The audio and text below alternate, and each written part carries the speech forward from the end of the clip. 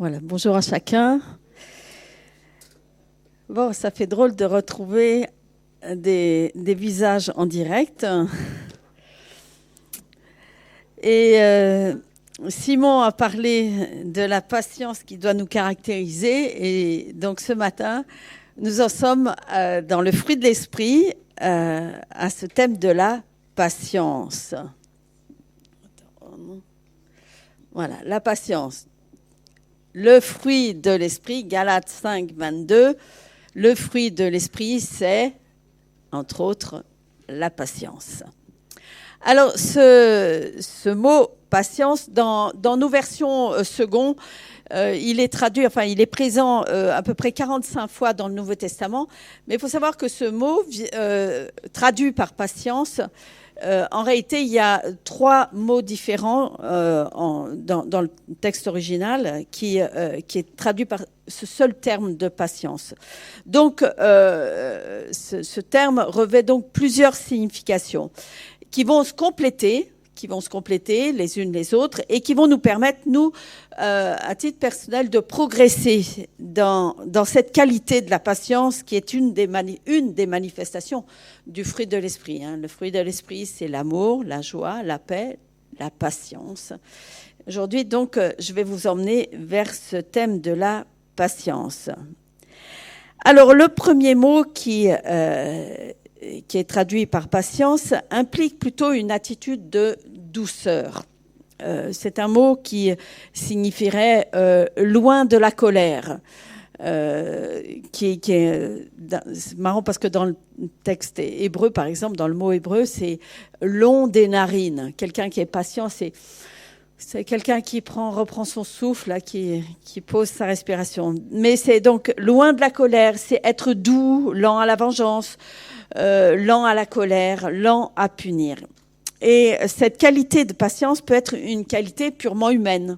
Et on en connaît sûrement, vous en connaissez sûrement des gens qui sont très patients. Humainement, on peut le voir chez des gens qui n'ont aucune relation, par exemple, avec Dieu, et qui font preuve de patience. Alors, cette patience, elle se retrouve donc, on peut la voir chez les uns et chez les autres. Et dans cette patience, j'ai pensé le terme qui se retrouve dans cette signification d'attitude de douceur, on le retrouve dans la parabole de Matthieu 18.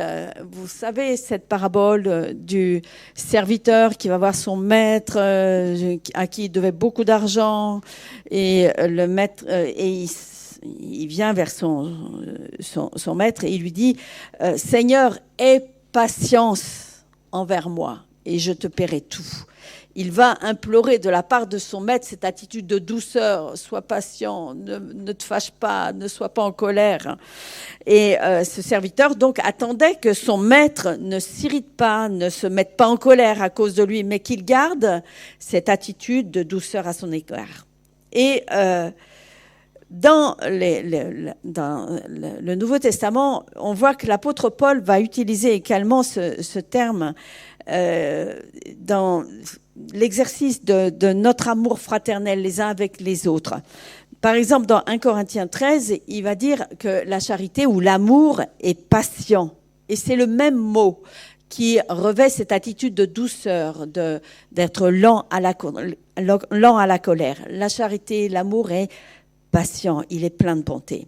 Or, cette qualité de patience, c'est aussi celle que Dieu exerce à notre égard en vue de notre salut. Dans 2 Pierre, chapitre 3, verset 9, voici ce qui nous est dit. « Le Seigneur ne tarde pas dans l'accomplissement de la promesse, comme quelques-uns le croient, mais il use de patience envers vous, ne voulant qu'aucun périsse, mais voulant que tous arrivent à la repentance. » Alors, je me suis dit que si nous sommes patients naturellement, le Seigneur va nous inviter, lui, à cultiver cette patience spirituellement. Et c'est là qu'entre en jeu ce fruit de l'esprit. Il veut que nous l'appliquions dans notre quotidien j'irais même auprès de ceux qui sont encore loin, comme on vient de le voir. Le Seigneur ne tarde pas, mais il use de patience envers vous, ne voulant qu'aucun périsse. Et nous-mêmes, nous avons besoin d'appliquer cette patience au quotidien auprès de ceux qui sont encore loin de Dieu. Et quelquefois, peut-être, on manque de patience.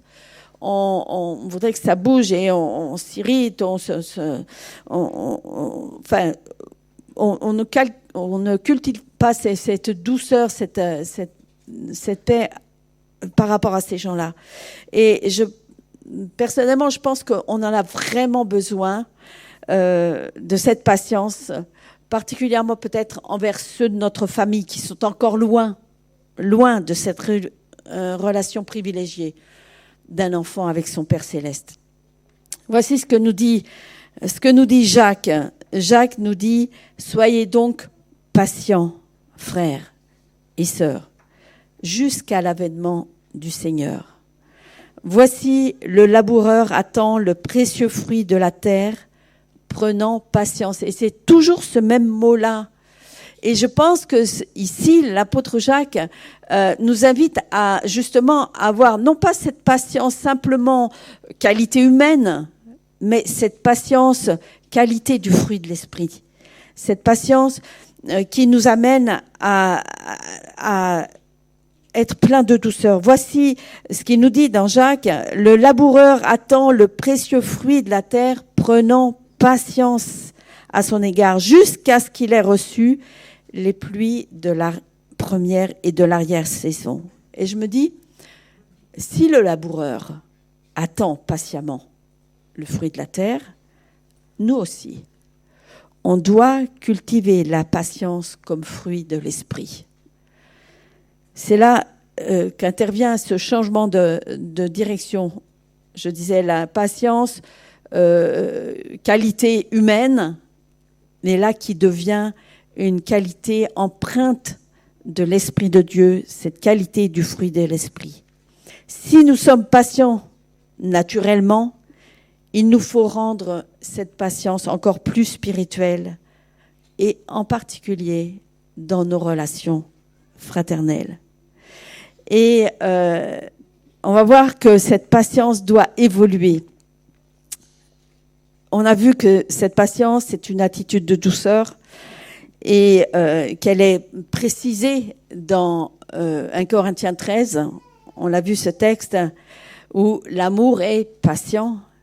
Mais dans ce même chapitre, à la fin du chapitre de 1 Corinthiens 13, au verset 7, il nous est dit « L'amour excuse tout, il croit tout, il espère tout, il supporte tout. » Or, ce mot « supporter » est traduit de temps en temps par « patience » aussi.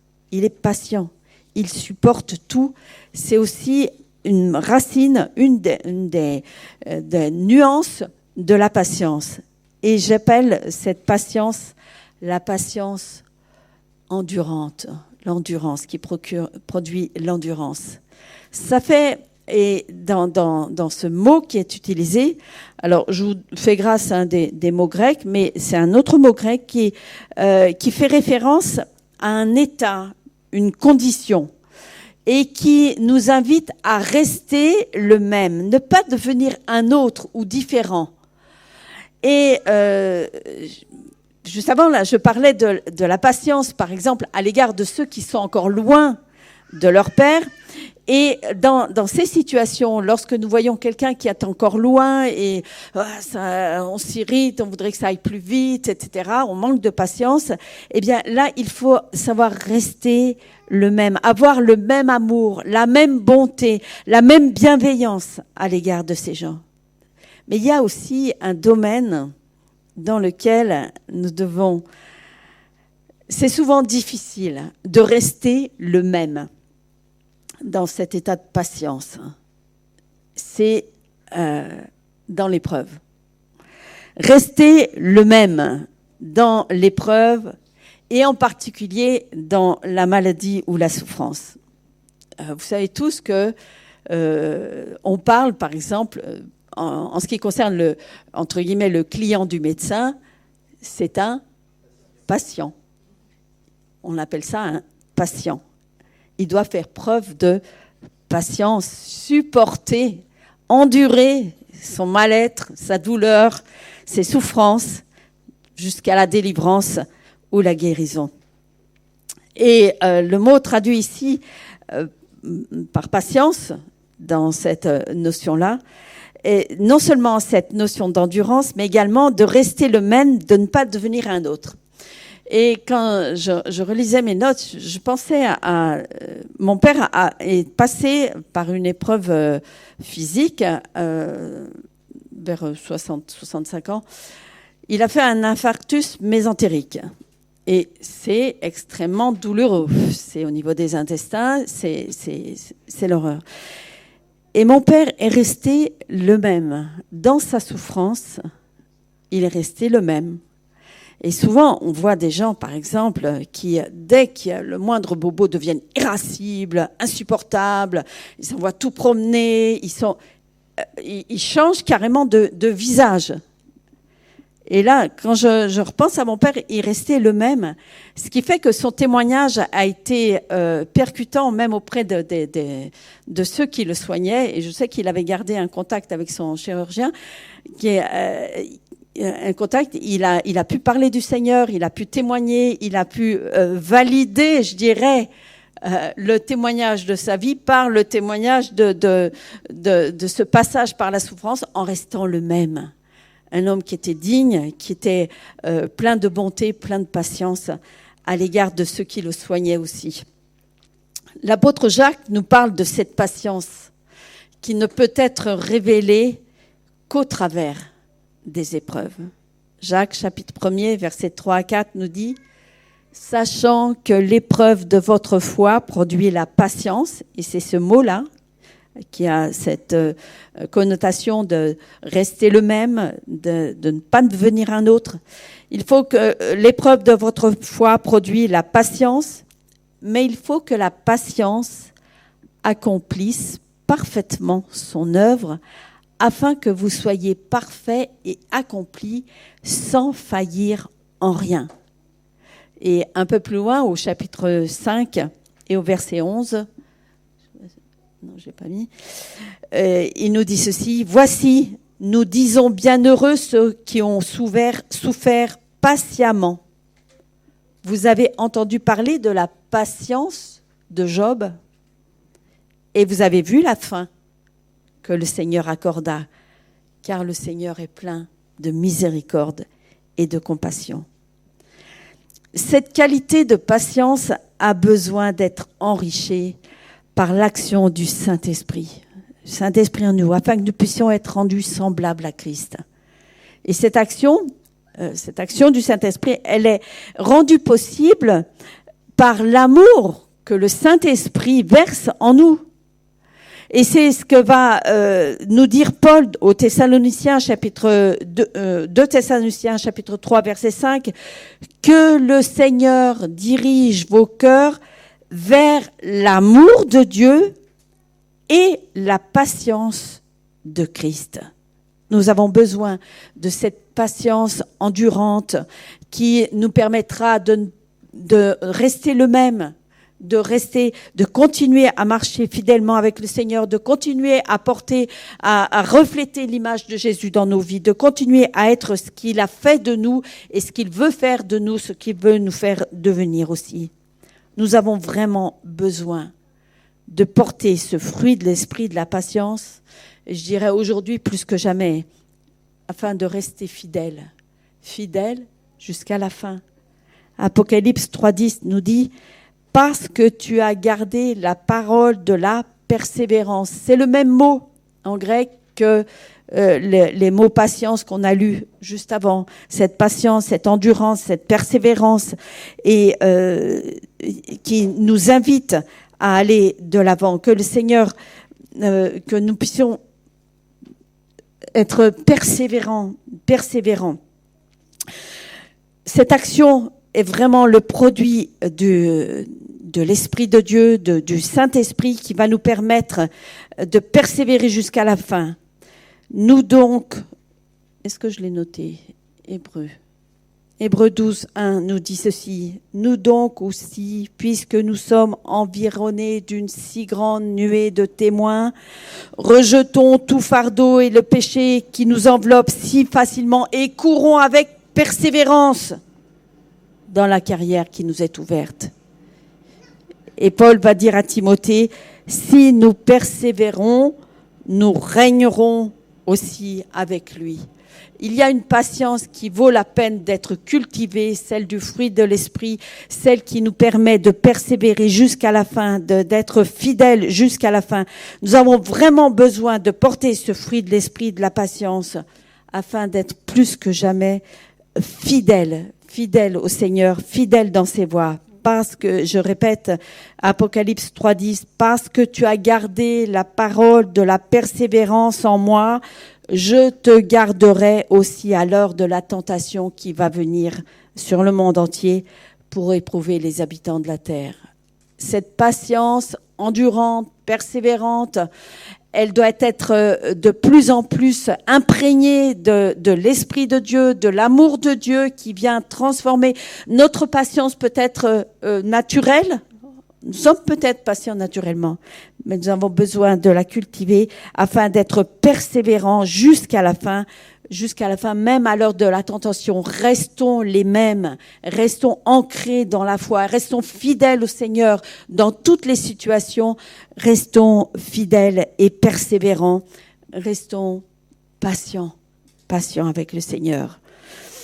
Et puis, il y a un autre mot qui est traduit aussi par patience et qui impliquerait plutôt une notion de tolérance. Alors, je sais que le mot tolérance, quelquefois, il est un peu gênant. Ouais, tu tolères ça, c'est du n'importe quoi, tu vas tolérer n'importe quoi, par exemple, dans l'église, ou tu vas tolérer ça dans ta vie, tu tolères de...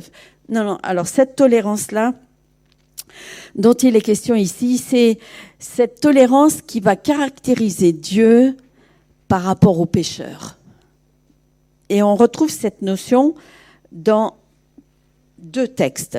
Romains, chapitre 2, verset 4, où Paul interpelle celui qui ne croit pas, « Où méprises-tu les richesses de sa bonté, de sa patience ?» Et là, c'est Dieu qui use de patience, de tolérance.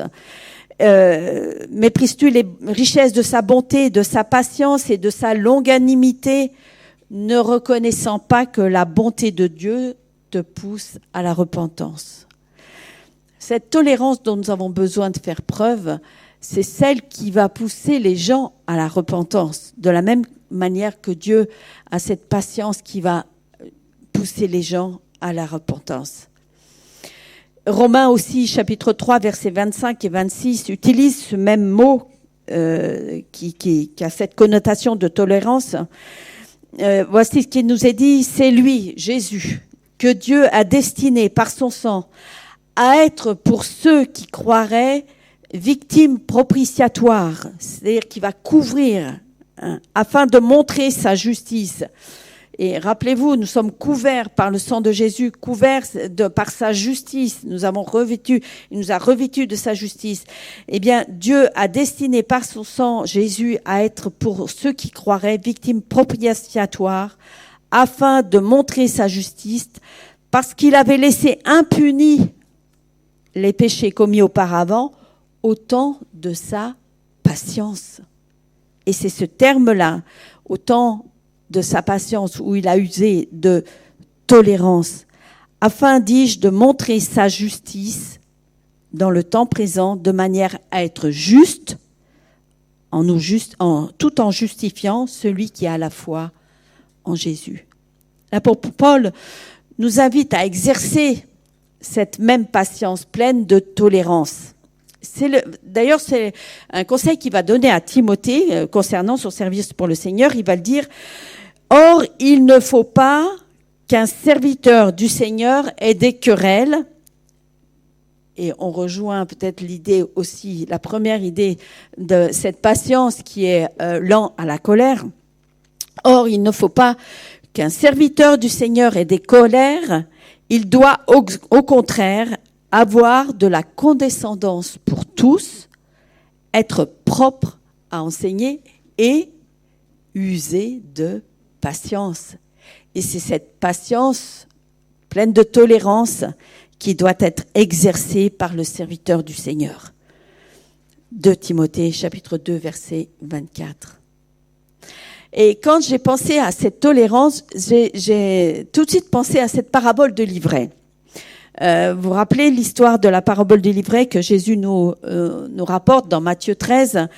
Il y a les serviteurs on semé du blé dans le champ de leur maître, et puis le matin ils arrivent, ils voient qu'il y a de l'ivraie qui est là au milieu, et ils disent à leur maître, mais si tu veux, on va aller arracher l'ivraie. Et le maître dit non, laissez croître ensemble. Curieux. Laissez croître ensemble. Alors, il n'est pas question ici d'avoir ce mot de patience, mais je trouve que ça reflète bien cette patience de Dieu, cette tolérance. Laissez croître ensemble l'un et l'autre jusqu'à la moisson. Et à l'époque de la moisson, je dirais au moissonneur, arrachez d'abord l'ivraie et liez la hongère pour la brûler, mais amassez le blé dans mon grenier. Nous, on aimerait bien déraciner l'ivraie avant que le blé ne soit arrivé à maturité. Et dès qu'on voit quelque chose qui pousse alors qu'il ne devrait pas pousser, on est là à vouloir l'arracher. Bon, quelquefois, je pense que ce serait nécessaire quand je vois comment les mauvaises herbes poussent vite dans le jardin, alors que je voudrais des salades et qu'il y a plein d'herbes. Bon. On aimerait bien déraciner l'ivraie. Mais dans le cas du champ avec le blé qui a été semé, l'action serait fatale pour le blé. Surtout le blé qui est seulement en herbe. Et rien ne ressemble plus à un brin de blé qu'un brin d'herbe qui commence à pousser. Ça se ressemble. Hein. Donc on fait souvent des dégâts en voulant arracher l'ivraie avant l'heure de la moisson que le Seigneur a prévue. Dieu nous demande d'user de patience et encore de cette tolérance dont il use déjà envers nous chaque jour. Tant que nous sommes sur terre, on bénéficie de cette patience du Seigneur. Et cette patience du Seigneur, il l'utilise aussi afin que tous puissent parvenir au salut. De la même manière que Paul dit à Timothée, Dieu veut que tous les hommes soient sauvés et parviennent à la connaissance de la vérité. Et je pense que dans ce temps d'attente, Dieu use de cette patience tolérante qui attend que le pécheur vienne et se repente et soit poussé à la repentance à cause de la bonté du Seigneur aussi dans sa patience. Et je crois que si Dieu use de patience envers nous, de cette tolérance, Paul nous invite également à faire preuve de patience les uns à l'égard des autres. Et ça, on a vraiment besoin du fruit de l'esprit en toutes circonstances et envers quiconque. Éphésiens chapitre 4, voilà. Éphésiens chapitre 4, verset 2 nous dit « En toute humilité et douceur, avec patience, vous supportant les uns les autres avec charité. » Et c'est le même mot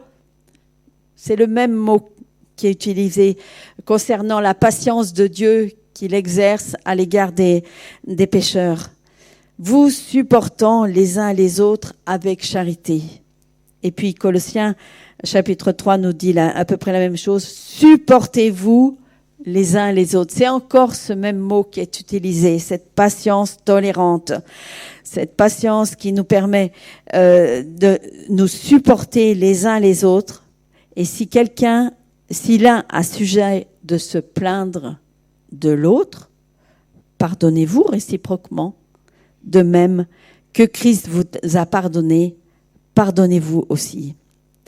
Cette patience pleine de tolérance, cette patience tolérante qui caractérise Dieu doit donc nous imprégner de plus en plus avec l'amour de Dieu qui est versé dans nos cœurs par le Saint-Esprit, avec cet amour qui va nous permettre de pardonner.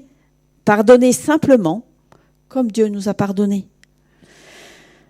Jésus a dû supporter les gens de son temps, et en particulier ses disciples. Et quand j'ai relu ce verset de Matthieu, chapitre 17, verset 17, où ces paroles de Jésus nous sont rapportées, « Race incrédule et perverse, jusque à quand vous supporterai-je » Et c'est encore ce mot-là, c'est cette même racine de patience, de tolérance.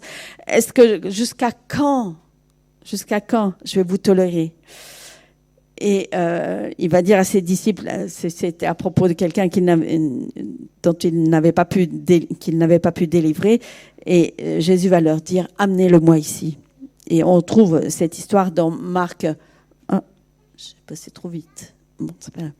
Dans Marc chapitre 9 et Luc chapitre 9. Et je me suis posé cette question, Jésus aurait-il été impatient? Non, bien sûr. Il use encore et encore de patience à l'égard de ceux qui sont loin du royaume. Et dans le verset de Matthieu 17, la race de vipères, c'est ce même mot caractéristique de la patience dont Dieu veut nous voir porter le fruit. Ce fruit, c'est pas de la tolérance à l'image du monde qui tolère tout et n'importe quoi. C'est cette patience tolérante qui va nous permettre de tout supporter avec l'amour que Dieu met dans nos cœurs. Alors, la patience, on pourrait la résumer aussi par cette injonction, savoir attendre. Savoir attendre. C'est dur d'attendre. Simon l'a bien décrit, là, cette attente, depuis le mois d'octobre jusqu'au mois de mai quand même, pour avoir un résultat positif. Donc, il attendait quelque chose. Il a dû exercer sa patience. Et je pense que dans le témoignage qu'il nous donnait, effectivement, sa patience a été, il a, je dirais, de plus en plus empreint de spiritualité, puisqu'il a fait confiance au Seigneur jusqu'au bout. Savoir attendre. On est à l'ère du tout et tout de suite. Alors, on veut des repas vite préparés.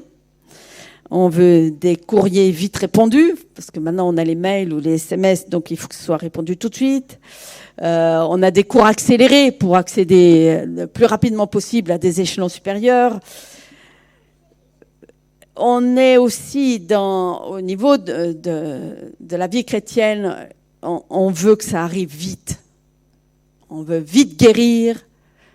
Des réponses à nos prières vite. Ah oui, Seigneur, réponds vite là, parce que j'en ai besoin de cette réponse. Des réponses à nos prières rapidement. Mais on a oublié que les lois de la nature sont telles qu'elle prend son temps, la nature, pour se développer et faire son œuvre. Et je crois que si Dieu est hors du temps, s'il a créé le temps, c'est pour qu'on apprenne à vivre dans le temps. Lui, il est hors du temps, d'accord? Il est dans l'éternité.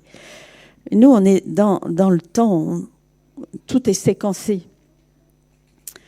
Les psychologues disent qu'un enfant se structure dans l'attente. Alors, ne répondez jamais tout de suite à vos enfants. Ne leur donnez pas toujours tout de suite ce qu'ils ont envie. L'enfant se structure dans l'attente. Alors certes, il y a un temps d'attente supportable pour chaque âge. On ne va pas faire poireauter un enfant pour son biberon de la même manière qu'un adulte pour prendre son repas. Il y a des attentes que le Seigneur nous demande de traverser selon nos capacités. L'attente nous structure spirituellement. Elle doit nous structurer spirituellement. Et je pense que si Simon a dû attendre tant de temps avant que la réponse du Seigneur, que le temps de Dieu arrive, c'est que ça lui a permis aussi c'était pour lui permettre aussi de se structurer spirituellement. En tous les cas, il en a tiré un profit spirituellement. Et ça, c'est important. C'est pendant ces temps d'attente que nous pouvons nous structurer spirituellement. Et en particulier, structurer notre patience et acquérir un développement harmonieux, toujours en vue d'un service plus efficace dans le royaume de notre Père Céleste. Cette attente va nous permettre d'acquérir une patience qui est enrichie par la persévérance, on l'a vu, par l'endurance, par la tolérance, et tout cela en vue de l'espérance de la gloire. Cette patience sera vraiment l'émanation du fruit de l'Esprit Saint en nous, et nous conduira assurément vers la maturité en Christ. Cette patience doit nous conduire vers une maturité en Christ. Alors, en conclusion, je reprendrai la notion de patience qui est rattachée à la persévérance, à la constance, d'endurance. C'est souvent rattaché à cette notion-là, comme on l'a vu précédemment. Et Jésus va utiliser cette notion quand il va dire « Celui qui persévérera jusqu'à la fin sera sauvé ». Matthieu chapitre 10, et il va le répéter au chapitre 24, et on le voit dans Marc 13 aussi. L'apôtre Jean va témoigner aussi également de cette persévérance en ce qui les concerne. Apocalypse 1:9, « Moi, Jean, votre frère, et qui est part avec vous à la tribulation et au royaume et à la persévérance. » Ce qui est curieux là, c'est que la tribulation et la persévérance sont associées à nouveau dans la même chose que dans Jacques. Au royaume et à la persévérance en Jésus. Nous avons besoin de nous ancrer de plus en plus dans la personne de Christ, de vivre cette relation privilégiée avec Jésus pour développer ce fruit, cette partie du fruit de l'esprit qui concerne la persévérance, la patience dont nous avons besoin dans notre marche quotidienne. Et Jean va d'ailleurs souligner cette persévérance dans son Apocalypse en ce qui concerne 3 des 7 églises. Il va nous dire, il dit à Éphèse par exemple, je connais tes œuvres, ton travail, ta persévérance. C'est ce même mot, cette patience persévérante qui est utilisée, persévérance, endurance. Et je sais que tu ne peux supporter les méchants, que tu as éprouvé ceux qui se disent apôtres et qui ne le sont pas, et que tu les as trouvés menteurs, que tu as de la persévérance, à nouveau, il insiste, et que tu as souffert à cause de mon nom. C'est curieux, cette persévérance, cette souffrance, cette persévérance et cette tribulation qui sont toujours associées, et que tu ne t'es point lassé. Aussi, du coup, ça me fait penser, quelquefois, on passe par des tribulations, on se dit, le Seigneur m'abandonne, ou bien c'est une attaque du diable, etc. Non. C'est le Seigneur qui est en train de vous mettre à l'épreuve pour que vous travailliez, vous structuriez votre patience, que ce fruit de l'esprit qui est la patience se développe, arrive à maturité, que vous puissiez grandir et progresser et avoir cette maturité en Christ. À Thyatire, l'apôtre Jean nous rappelle, dit ceci aussi, « Je connais tes œuvres, ton amour, ta foi, ton fidèle service, ta constance. » Ou ta persévérance, c'est toujours ce même mot de patience qui est nommé ici. Et tes œuvres plus nombreuses que les premières. Et à Philadelphie aussi, il va dire, parce que tu as gardé la parole de la persévérance en moi, je te garderai aussi à l'heure de la tentation. Persévérance, tentation, persévérance, épreuve, persévérance, tribulation, persévérance, douleur.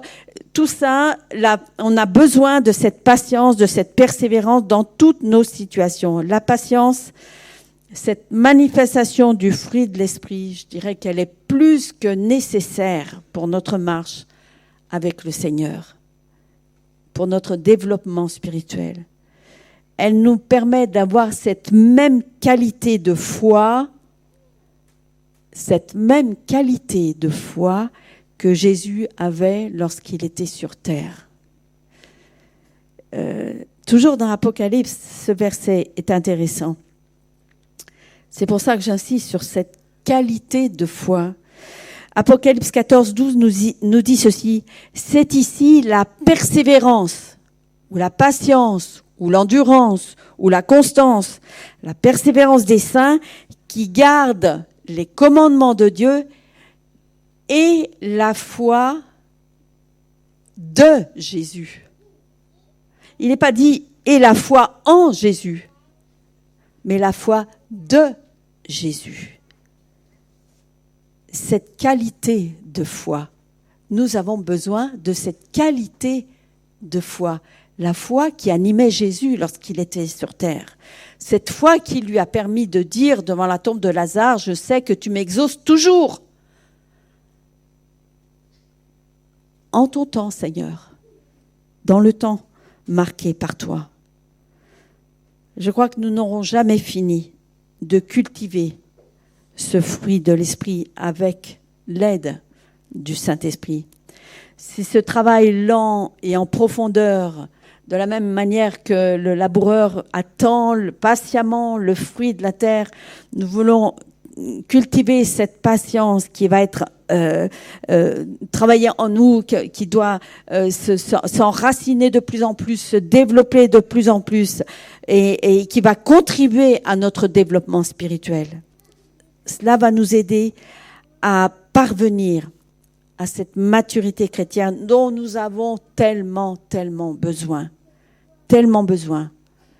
Et ainsi entrer dans la gloire céleste avec cette parole d'accueil de Jésus qui nous est rapportée dans Matthieu 25. C'est bien, bon et fidèle serviteur. Tu as été fidèle en peu de choses. Je te confierai beaucoup. Entre dans la joie de ton maître. Et nous avons tous, je suppose, envie d'avoir cette parole d'accueil de la part du Seigneur lorsque nous nous présenterons devant lui. C'est bien, bon et fidèle serviteur, entre dans la joie de ton maître. Et pour entendre cette parole, nous avons besoin de cultiver ce fruit de l'esprit et en particulier cette patience au quotidien, sous toutes ses facettes, que ce soit cette patience pleine de douceur, cette patience pleine d'endurance, cette patience pleine de tolérance, cette patience qui nous permet d'attendre, quels que soient les événements extérieurs, quelles que soient les apparences extérieures, et qui nous donnera d'avoir cette foi de Jésus au quotidien, parce que nous aurons persévéré jusqu'au bout. Seigneur, je te rends grâce. Je te rends grâce parce que tu es fidèle. Tu es fidèle pour nous qualifier les uns et les autres. Tu es fidèle pour nous faire passer par des chemins dans lesquels nous n'aurions pas pensé aller, Seigneur. Mais parce que tu as en vue pour nous cette gloire céleste, tu veux nous faire entrer dans cette dimension spirituelle, dans cette maturité, Seigneur, qui nous permettra de te contempler et de continuer cette participation à ce royaume céleste, Seigneur.